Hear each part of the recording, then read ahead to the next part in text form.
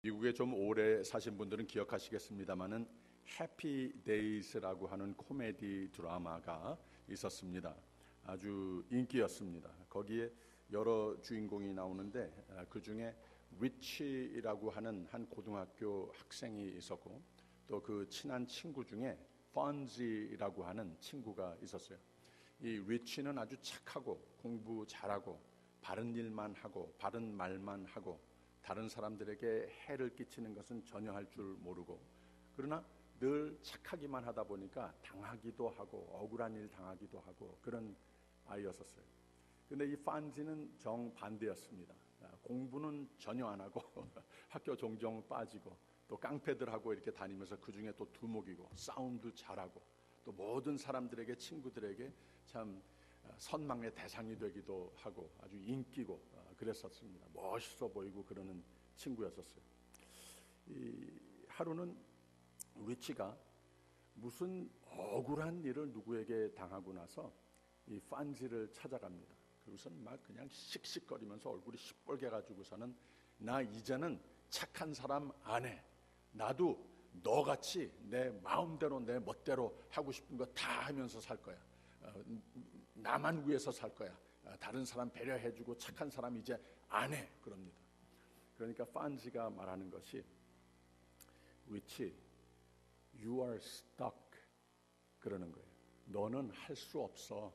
그냥 착한 사람으로 태어난 거야. 착한 사람은 그렇게 많이 당하기도 하고 억울한 일을 많이 당하고 그렇게 사는 거야. You're stuck. 너는 변할 수 없어. 이렇게 말을 하는 겁니다. 그러면서 이 판지가 덧붙여 말하는 것이, 사실은 나는 네가 제일 부럽다. 내가 항상 너같이 되기를 늘 바라고 있는 거 너 알아? 이렇게 말을 하는 거예요. 제가 목회자 아닙니까? 후배 목회자들이 가끔 저에게 연락이 와요. 목회가 왜 이렇게 힘든 일이 많습니까? 나는 잘하려고 그러는데 왜 많은 사람들이 그 잘 목회를 하려고 하는 나를 힘들게 하고 그럽니까? 뭐 이 비슷한 얘기들을 하면서 컴플레인을 하면서 연락이 오곤 해요.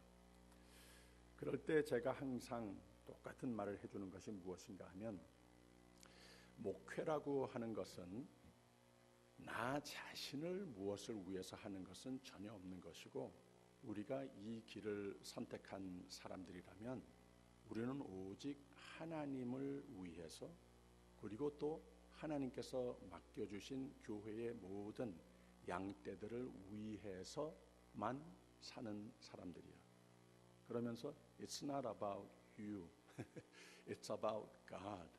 It's about other people. 항상 주고 항상 타인을 위해서 사는 사람이 바로 당신이나 나 같은 사람들이야. It's not about you. 좀 부정적인 얘기같이, 실망스러운 얘기같이 들릴지는 몰라도 제가 확실히 아는 것은 저 자신이 그렇기 때문에, 그 가운데에서 하나님께서 그나마 부족한 것 많지만 조금 그 마음을 지닐 때마다 인정해 주시고, 또 내가 가지지 못한 지혜와 힘으로 사랑으로 채워주시고 조금씩 쓰시는 것을 알기 때문에 제가 자신 있게 그런 말을 해주곤 합니다. 성령의 열매를 한 가지씩 우리가 배우고 있는데, 사랑, 희락, 화평, 인내, 이런 말씀들을 나눴습니다. 다 우리가 선택할 수 있는 것, 그리고 다 인간관계 속에서 성공적인 열매들이다, 이렇게 말씀을 나눴습니다. 오늘 우리가 나눌 것은 사도 바울이 언급한 성령의 열매 중에 5번째, 6번째, 자비하고 양선, 이 두 가지의 열매를 하나로 묶어서 좀 생각을 해보려고 합니다. 이 성령의 열매 중에 자비와 양선이라고 하는 것은 쉽게 말하면은 착한 사람, 친절을 베풀 줄 아는 사람, 이렇게 말을 할 수 있겠습니다. 이 친절이라고 하는 말 또는 착한 사람이라고 하는 말을 헬라어로 크레스토테스라고 말을 합니다. 바로 그리스도라고 하는, 크리스토스라고 하는 말하고 비슷한 사운드를 가지고 있기 때문에 많은 사람들이 그리스도인들, 가만 보니까 보통 사람들보다 착하게 살거든요. 바르게 살거든요. 누구보다도 어떤 상황에서도 친절한 모습이 보이거든요. 그래서 그리스도를 믿는 사람들이 바로 이런 크리스토테스 사람이구나라고 이렇게 그냥 그리스도인들을 착한 사람이라고 크리스토테스 사람 이렇게 부르기도 했다고 합니다. 어떤 사람이 예수님께 찾아와서 질문을 합니다. 선한 선생님이여, 내가 무엇을 하여야 영생을 얻으리까? 라고 질문을 했을 때 예수님께서 내가 어찌하여 나를 선하다 일컫느냐? 하나님 한 분 외에는 선한 이가 없느니라 그랬습니다. 바로 그 사람이 예수님을 하나님으로 보고 질문을 한 것이 아니고, 그리고 또 세상에서 많이 볼 수 있는 선한 그러한 모습들, 그 차원에서 질문을 한 거기 때문에 예수님께서는 그런 같은 차원에서 대답을 하신 거죠. 예수님 자신이 선한 목자 예수님이 아니시라고 하는 말은 아니고, 그 다음에는 바로 그 사람에게 대답을 합니다. 너는 뭘 많이 가지고 있다. 너무 많이 가지고 있다. 그래서 없는 사람과 가서 나누는 삶을 살아라. 이것이 천국이라고 하는 말을 가르쳐 주십니다. 다시 좋은 사람으로, 착한 사람으로 살아라. 바로 이것이 영생을 얻는 길이다. 이것이 천국을 소망하고 천국을 살고 천국을 주는 삶이 될 수 있는 것이라, 이렇게 가르치신 적이 있습니다. 성령이 충만하면 삶에서 그 열매가 맺힙니다. 바로 그것이 양선입니다. 양선이라고 하는 말은 선하다, 착하다 하는 그런 뜻이죠. 바로 사람의 성품이 아니라 하나님께서 예수 그리스도 안에서, 하나님의 성품이 예수 그리스도 안에서 보여진 바로 그 아름다운 선한 성품을 가리켜서 양선이라고 그랬습니다. 자비 성품입니다. 성령이 충만하면 선해지고 착한 삶을 살게 되는 겁니다. 이것을 우리가 항상 추수해야 된다고 하는 거죠. 이 착하다고 하는 의미에는 거룩함도 내포되어 있습니다. 사람들과 다르게 살아야 한다고 하는 거예요. 크리스토테스 같은 그러한 모습이 항상 나타나는 사람이 돼야 한다고 하는 거죠. 보통 사람은 이기적으로 살고 있지만 세상에는 그렇게 살아야 우리가 성공할 수 있는 것이다. 다른 사람들을 짓밟고 일어서더라도 그렇게 살아야 이기는 것이다. 성공의 비결은 바로 그것이다. 하지만 하나님 사람들은 다른 사람들을 더욱 배려하면서 사는 가운데에 하나님께서 그만큼 두 손을 들어 축복하시고 더욱 선한 길로 인도해 주신다는 거죠.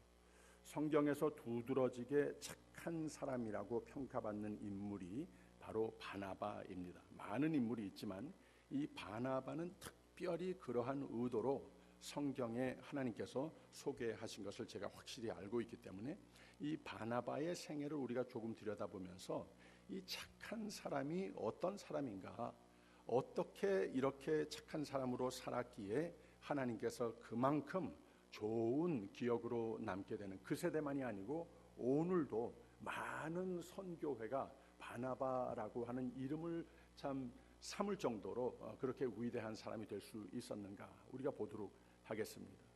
이 자비와 양선의 표본이 되는 사람 중에 하나라고 하는 거예요. 성경은 착한 사람이요 성령과 믿음이 충만한 사람이라고 바로 이 바나바를 디스크라이브 했습니다.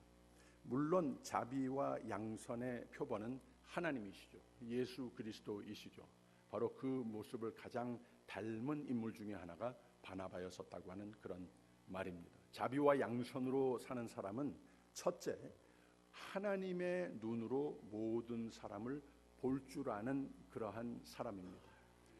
모든 것을 부정적으로, 내가 들은 바대로, 내가 아는 바대로, 경험한 바대로 부정적으로 충분히 볼 수 있고, 그것이 훨씬 쉽지만 더 어려운 선택을 항상 하는 사람이, 이런 습관을 가진 사람이 바나바였었다고 하는 거예요. 누구를 보든지 간에 내가 저 사람한테 많이 당한 일이 있다 하더라도 더욱더 오늘은 미래를 향하여서 새롭게 우리 같이 창출해내는 오늘이 주어졌으니 내일이 또 이제 펼치니 긍정적으로 모든 인간관계를 볼 줄 아는 이런 사람이었었다고 하는 겁니다.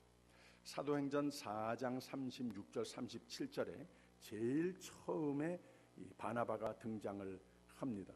원래 이름이 요셉이었는데 사도들이 그에게 바나바라고 하는 이름을 붙여주었습니다. 이 바나바가 예루살렘에 와서 예수를 믿고 교회 공동체에 들어가서 많은 사람들의 필요가 눈에 들어왔습니다.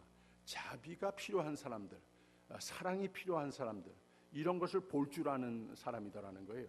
보통 사람들은 그렇지 않은데 이런 뛰어난 성령의 열매가 있는 것을 보아서 바로 그 주위의 사람들이 바나바다 이렇게 이름을 붙여주었다고 하는 거죠. 성령님이 그에게 사람들을 돕고 싶어하는 마음을 주셨다고 하는 겁니다. 즉 사람의 현재보다는 하나님 만들어주신 가능성을 누구에게서나 보고자 선택하는 이런 눈이었었다고 하는 말입니다. 이 바나바라고 하는 이름의 뜻이 위로하는 사람, 격려하는 사람, 또 어떤 번역에는 권위자라고 하는 이런 번역도 가지고 있습니다. 그래서 누군가를 위해서 자신의 것을 나누고 베풀면은 갑자기 삶이 달라지는 기분이 든다고 하는 거예요. 내가 무엇을 많이 갖추어서가 아니라 내가 다른 사람들을 어떤 눈으로 보는 것에 의해서 다른 사람들을 오히려 의식하면서 더욱 배려해주고 자비와 양선을 품는 마음을 가지고 그것을 행동으로 옮기는 그런 모습이 됐을 때에 왠지 내 삶도 더욱더 보람스럽고 다른 사람도 그러한 마음 때문에 그런 행동 때문에 그렇게 배려해 주는 것 때문에 변화가 되어가는 것을 많이 볼 수 있다고 하는 겁니다. 어느 목사님이 농촌 목회를 하고 있었는데 한 교인이 목사님을 찾아와서 자기가 가진 고민을 털어놨습니다. 자기 집에 새끼를 밴 돼지 5마리가 있는데 이웃집에 들어가서 밭을 다 망쳐놨다고 하는 겁니다. 그래서 양심적으로 보상을 해주려고 하는데 그 이웃의 밭의 주인이 좀 욕심을 부린 거예요. 당신 돼지가 내 밭에 들어왔으니 그 돼지들로 보상해라. 나한테 다 돼지를 주어라. 이 새끼까지 밴 돼지니까 얼마나 참 큰 값어치가 있는 돼지들입니까? 그래서 이건 좀 너무하지 않습니까? 이렇게 목사님한테 하소연을 한 거예요. 그래서 목사님이 대답을 하면서 그냥 이웃이 해달라는 대로 해 주십시오. 아무리 그래도 그건 좀 너무한 것 아니겠습니까? 목사님이 또 대답합니다. 하나님은 자기 백성을 절대로 손해보게 하시는 분이 아닙니다. 이웃과 싸우는 것은 좋지 않으니까 무조건 좋지 않으니까 돼지 다 그냥 달라는 대로 주세요. 그래서 그 성도가 눈물을 머금고 새끼를 밴 어미 돼지 5마리를 이웃에게 줍니다. 얼마 후에 그 돼지가 다 새끼를 낳는데 이제 몇십 마리 돼지가 된 거예요. 그래서 그 집 앞을 지나갈 때마다 너무 속이 상하고 억울하고 이런 마음으로 살고 있습니다. 그러던 어느 날 그 성도가 기쁨에 넘쳐서 목사님께 또 달려옵니다. 그 이웃집에 황소 5마리가 있었는데 하룻밤에 그 황소 5마리가 자기 집에 들어와서 자기 밭을 다 망쳐놓고 갔다고 하는 거예요. 그래서 당신이 내 돼지 가져갔으니까 나 이 황소 다 가진다. 그러면서 목사님한테 기분이 좋아서 목사님 역시 하나님은 공평하신 하나님이십니다. 자기 백성이 손해보게 하지 않으시네요. 목사님 말이 맞습니다. 기분이 좋았습니다. 목사님이 또 말합니다. 성도님 하나님을 믿는 사람이라면 좀 달라야 된다고 하지 않았습니까? 황소를 그냥 다 돌려주세요. 네? 그러면 내가 얼마나 손해를 보는 겁니까? 또 목사가 말합니다. 바로 그겁니다. 예수 믿는 사람은 손해 보면서 사는 사람입니다. 예수 믿는 사람은 당하면서 사는 사람입니다. 근데 예수 믿는 사람이라면 다른 사람에게 손해 끼치는 삶은 돼서는 안 되는 겁니다. 할 수 없이 그 성도가 황소를 다 돌려줍니다.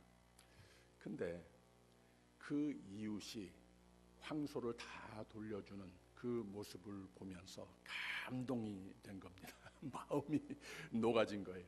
그래서 자기가 가지고 있었던 그 돼지하고 돼지 몇십 마리가 된 돼지를 다 돌려주면서 미안하게 됐다, 이렇게 화해를 했다고 하는 그런 얘기입니다. 그래서 이 성도는 자비와 양선으로 자기가 억울한 마음으로 억지로 하기는 했지만 아무튼 사람을 바꾸는 데에 체험을 하게 된 그런 이해가 됩니다. 더 나아가서 하나님께서 책임져 주시는 그런 삶이라고 하는 얘기입니다. 오늘 읽은 말씀, 예수님은 먼저 너희는 세상의 소금으로 살아라, 너희는 세상의 빛으로 살아라. 이게 무슨 말입니까? 이 세상에는 바르게 사는 그런 윤리관이 다 흩어진 세상에 믿는 사람들이 살고 있다고 하는 말입니다. 너희는 세상의 빛이 되라 하는 것은 세상에 어두운 데가 많다고 하는 거예요. 우리가 싫어도 그 가운데에 빛으로 살아야 할 사람이라고 하는 거죠. 이같이 너희 빛이 사람 앞에 비치게 하여, 이게 좀 달라야 된다는 거예요. 어두우니까 나도 어둡게 살아야지, 나 혼자만 소금으로 살면은, 바르게 살면은 다 되는 것인가, 이런 마음이 들지요. 그러나 하나님께서는 믿는 사람이 됐으면 하나님께서 나에게 오직 은혜로 아무 자격 없는 나에게 생명을 오직 무조건 사랑으로 베풀어 주신 자비와 양선으로 착한 마음으로 나에게 생명을 주신 것과 마찬가지로 이같이 너희 빛이 사람 앞에 비치게 하라. 그들로 너희 착한 행실을 보고 머리를 잘 굴려서 다른 사람들보다 많은 것을 갖추어서 다른 사람들 위에 올라서서 그래서 빛을 발하는 이런 삶이 불가능한 것이고, 너희 착한 행실을 보고 하늘에 계신 너희 아버지께 영광을 돌리게 하라. 착한 사람은 천국을 만들어가는 사람이라고 하는 말입니다. 두 번째로 바나바는 이 자비와 양선을 가진 사람인데 사람을 세워주는 사람이었습니다.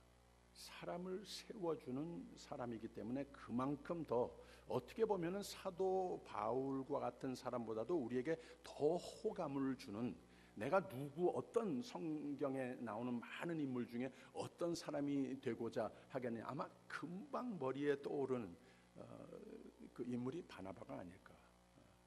사도 바울보다도 이런 생각이 든다고 하는 거죠. 사람을 무너뜨리는 것은 참 쉽습니다. 그렇죠?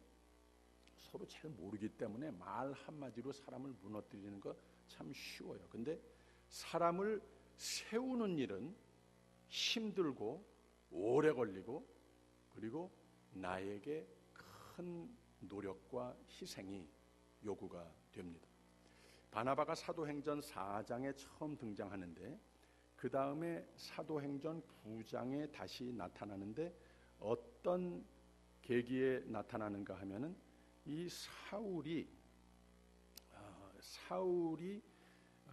이 사도들에게 좀 외면을 당할 때, 그때 나타났어요.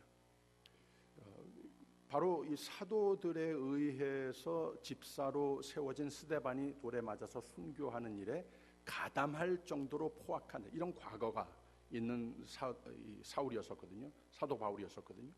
그래서 이 사도들, 모든 믿는 사람들이 사울을 아주 무서워했다고 하는 거예요. 저 사람 가까이 하면 안 된다. 저 사람 예수를 만났다고 믿었다고 기억 안 나느냐? 믿는 사람들 쫓아가서 죽이는 이런 사람이지 않았느냐? 믿어서는 안 된다. 이 사울이 다메섹에 가는 길에 예수님을 만나지 않습니까? 부활하신 예수님을 만난 후에 사울이 완전히 변한 것을 바로 이 바나바는 알고 있었어요. 그리고 이 바나바도 제일 처음에 이 아나니아에게 사울을 부탁을 했을 때에 아나니아도 그러한 항의를 하지 않았습니까? Are you sure? 하면서 이 사울이 이거 정말로 그 주님께 그리고 또 교회에 보통 해를 끼치는 사람이 아닌데, 이런 마음이 바나바에도 충분히 왜 그런가 하면 선한 모습을 본 적이 없으니까, 그냥 지금까지 아주 악한 모습밖에, 그런 소문밖에 없는 사람이기 때문에 똑같은 마음이 있을 수 있었어요. 그런데 바로 긍정의 눈으로 사람을 무너뜨리는 것보다는 이거 참 쉬운 일인데, 맞아, 그 사람 믿을 사람 못돼, 탁 쳐버릴 수도 있는데 그렇지 않고 이 사람을 어떻게 하면 세워줄 수 있는가, 우선 하나님의 뜻인 것을 깨닫고 이 사람을 어떻게 하면 하나님의 일을 하겠다고 나서는 사람을 세워줄 수 있겠는가, 이런 바나바였었다고 하는 겁니다. 그래서 이 사울의 회심을 의심하는 사도들과 또 회심한 사울 사이에 이거 도무지 함께 일할 수 없는 상황이었었는데, 거기에 중재 역할을 잘 해줬다고 하는 겁니다. 어떻게? 그냥 내가 틀릴지도 모르겠지만 우선 사람을 긍정적으로 보고 세워주는 이런 착한 일을 하더라고 하는 거예요. 그래서 9장 26절 27절에는 사울이 예루살렘에 가서 제자들을 사귀고자 하나 다 두려워하여 그가 제자됨을 믿지 아니하니 바나바가 데리고 사울들에게 가서 그가 길에서 어떻게 주를 보았는지 주께서 그에게 말씀하신 일과 다메섹과 그가 어떻게 예수 이름으로 담대히 말하였는지 전하니라 그랬습니다. 한마디로 이 사람 좋은 사람입니다. 사람을 세워주더라고 하는 겁니다. 뭐 옛날 얘기 말할 수도 있었겠죠. 그 사람 성격이 괴팍했지, 참 잘못한 거 많았지, 많은 사람들이 당했지, 이런 말 다 쭉 빼고 예수 만난 후에 우리가 오늘 또 내일 미래를 희망적으로 보면서 예수 만난 후 좋은 점만 말하고 있습니다. 긍정적인 말만 하는 것을 볼 수 있다고 하는 거예요. 그래서 이 착한 사람은 사람을 세워주는 사람입니다. 격려하는 사람입니다. 위로자라고 하는 뜻을 가지고 있는 이름이라고 그랬습니다. 권위자라고 하는 뜻이 왜 권위자냐? 이 세상에 누구보다도 많은 것을 가지고 많은 파워를 가지고 있기 때문에 그 사람이 한번 소리를 치면 모두 부들부들 떨기 때문에 권위자냐? 그게 아니라고 하는 거예요. 늘 당하기도 하고 늘 억울하기도 하고 늘 손해보기도 하고 그렇지만 다른 사람들을 세워줄 수 있는, 아주 쉽게 보통 사람들은 넘어뜨리고 망가뜨리는데 세워줄 수 있는 그 아주 온유한 능력을 갖추고 있는 사람이기 때문에 그래서 권위자다, 이렇게 일컬음을 받게 되더라고 하는 거예요. 바나바는 착한 사람이요 성령과 믿음이 충만한 사람이라 이에 큰 무리가 죽게 더하여지더라 그랬습니다. 세 번째로는 착한 사람이, 자비와 양선의 사람이 어떤 사람인가? 바나바의 또 아주 참 중요한 캐릭터 중에 하나가 남을 나보다 낮게 여기는 이러한 겸손한 사람이었습니다.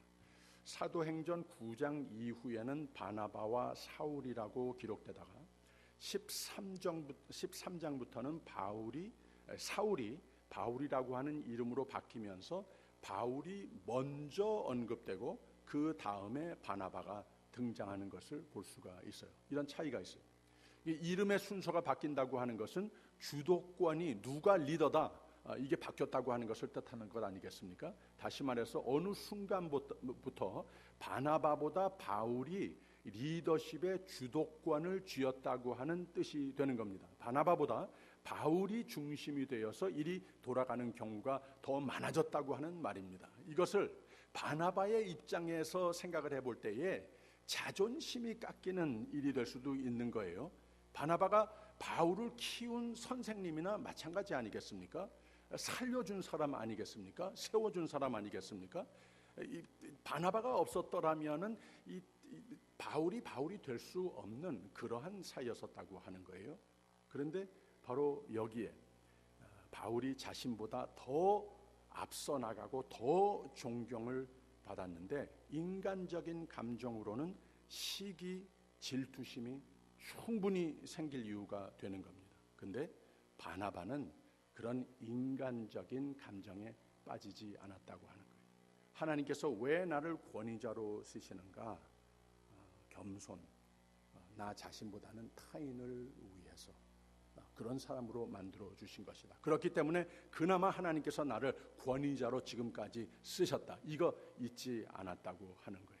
그래서 계속 그냥 오케이, 내가 한때는 앞에서, 그러나 이제는 바울이 앞에서 하나님께서 시키시는 일을 하고 나는 뒤에서 협력하는 자로, 돕는 자로 이렇게 두셨다. 그대로 받고 힘껏 협력했다고 하는 거예요. 거기에 하나님께서 부여하신 그 권위가 조금도 손상을 입지 않더라고 하는 거예요. 거기에 하나님께서 축복하시는 손길이 잠시도 떠나지 않는 참 복된 삶이 되더라고 하는 겁니다. 처음부터 나는 없었습니다. 처음부터 제일 처음에 4장에 바나바가 등장할 때에 다른 사람들이 다 자기가 가진 것들을 통용했다고 그랬습니다. 근데 그때 제일 먼저 바나바가 언급되면서 자기 밭을 팔아가지고서는 말하자면 자기의 전 재산을 다 하나님께 드리면서 말하자면 자기의 삶 전체를 하나님께 드려버렸다고 하는 겁니다. 이만큼 헌신을 할 수 있었던 사람, 내가 아니고 오직 하나님 위해, 이거 암만 뭐 대단하다고 생각하지만 하나님께서 나를 위해서 하나님의 가지신 것 다, 그 생명 자체를 나를 위하여 독생자를 주신 것에 비해서는 아무것도 아니다, 충분히 할 수 있다, 기쁘게 할 수 있다, 이게 사는 길이다, 이런 신조로 사는 사람이었다고 하는 거예요. 내가 아니고 하나님이다. 그리고 하나님께서 나에게 베푸신 것과 같이 계속 나에게 천국을 선사하셨으면은 나도 그런 삶이 되기 위해서 내가 아니고 남을 위해서 사는 삶이다. 너무나도 분명한 사람이었었다고 하는 거죠. 겸손입니다. 하나님 나라를 위해 또 남이 잘 되기 위해 자신이 뒤로 물러설 줄 아는 사람이 세상에는 필요합니다. 이런 목사가 있는 교회는, 이런 사람, 이런 재직이 있는 교회는 부흥합니다. 이런 가정 식구들이 부부 사이, 부모, 자녀 간의 관계, 이런 가정은 천국이 되는 겁니다. 세상은 어떻습니까? 자신보다 앞서가는 사람을 오히려 끌어내리려고 하고 자신이 맨 앞에 서기를 좋아하고 그런 세상에 우리가 살고 있습니다. 그런데 하나님께서 우리를 구별하여 불러내셨으면, 더욱 생명을 누리며 살으라고 불러내셨으면 하나님께서 어떻게 축복하시고 어떻게 쓰시려고 하는가, 이 자아의식이 분명하여야 한다는 거예요. 바나바와 같이 착한 사람으로 살으라고. 그래서 더욱 천국을 소망하며 하나님께서 나 사는 모습을 기뻐하심을 확신하면서 살자고 하는 겁니다. 우리 교회 참 좋은 교회입니다. 하나님이 많이 축복하십니다. 많은 이들이 방문하고 이 지역으로 이사하면 좋은 소문 듣고 내 집 삼습니다. 왜 그런지 아세요? 목사는 변변치 못해도 교인들이, 착한 사람들이 모인 교회라서 그렇습니다. 이것은 그냥 제가 여러분 앞에 아첨하려고 하는 말이 아니고 사실 그렇습니다. 좋은 소문이 그렇게 널리 펼쳐져 있습니다.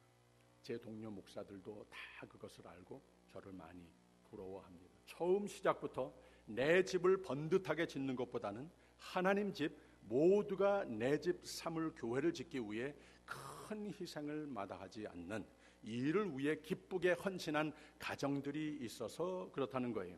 왜 예배가 은혜가 충만하고 모든 모임들이 사랑이 풍성한지 아십니까? 좋은 뛰어난 은사와 삶의 경력을 쌓은 분들이 많지만 이런 것 도움이 되지만 착한 사람이 모여 있어서 그렇다고 하는 겁니다. 지역의 다른 교회들이 여럿이 있지만 경쟁의식 전혀 없고 당신들이 오히려 더 잘 되라 하는 그런 착한 모습이 있어서 우리 교회 다 잘 되는 겁니다. 착한 사람이 모인 착한 교회는 하나님이 기뻐 머리가 되십니다. 그런 교회는 세상에 이길 자가 없습니다. 착한 사람은 세상에 이길 자가 없는 겁니다. 우리 모두에게 하나님의 성령이 충만하게 임재하여서 착한 사람으로 자비와 양선의 열매가 주렁주렁 맺히는 우리 모두가 꼭 돼야 하겠습니다. 제가 신창윤 목사님 교회에 5년 전에 처음 왔을 때에 이미 양로원에 들어가 계셨었는데 제가 하루 신방을 했어요. 근데 신 목사님이 저한테 여러 교우들에 대해서 한 분 한 분 제가 잘 모르니까 이런 분은 이런 사람이야, 이런 분은 저런 사람이야 하면서 그분은 너무 그렇게 확 믿어버리지 마라. 어떤 사람은 좀 지켜봐야 돼. 뭐 이런 식으로 쭉 얘기하더니 어떤 한 장로님을 저한테 얘기를 하면서 그 장로님은 이거야 하더라고요. 우리가 그렇게 살아야 되지 않겠습니까? 누가 나를 가리켜 얘기할 때에 그 사람 조금 조심해. 조금 거리를 둬. 누가 나를 두고 그렇게 얘기를 하는 사람으로 살아서는 안 된다는 거죠. 여러분, 하나님께서 여러분 보시기에 당신은 이거야, 너는 이거야. 하나님 사람이 되시기를 바랍니다. 모든 사람들이 나를 좀 잘 아는 사람들이 다른 사람에게 나를 소개할 때에 그 사람 분명한 사람이야. 그 사람 이거야 하는 사람이 되시기를, 착한 사람이 되어서 하나님이 늘 기뻐 축복하시며 참 하나님께서 나의 필요한 모든 것을 다 채우시고 성령 충만으로 하나님의 도우심으로 더 착한 사람이 되어서 하나님께서 크게 쓰시는 기쁨을 누리는 저와 여러분이 가정이 교회가 되시기를 주님의 이름으로 축원드립니다. 기도하겠습니다. 사랑의 하나님 아버지, 자비와 양선으로 착한 사람으로 많은 일을 축복하며 하나님께서 참으로 기뻐하셔서 더욱 축복의 공구로 쓰셔야 하겠기에 항상 함께 하시는, 항상 나에게 더욱더 위로자로서 격려자로서 쓰시기 위해서 큰 권위로 채워주시는 축복을 누리는 신실한 주의 종들이 되게 하여 주시옵소서. 예수님 이름으로 기도하옵나이다.